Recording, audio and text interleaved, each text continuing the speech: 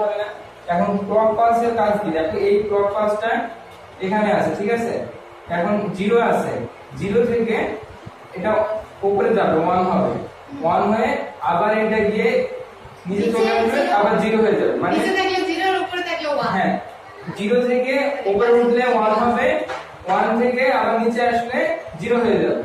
তাহলে কি মানে রিপল ডাউন। আচ্ছা, এটার এই যে সার্কিটটা এরকম কাজ করবে, মানে রিপল ডাউন কাউন্টারে কি করে? পজিটিভ দিকে কাজ করে, নেগেটিভ দিকে কাজ করে না। আর হচ্ছে এই ক্লক পালসের পজিটিভ দিক হচ্ছে এইটা, তার মানে এই সাইডটুকু কাজ করবে, এটা পজিটিভ দিক আর এটা হচ্ছে নেগেটিভ দিক, ঠিক আছে?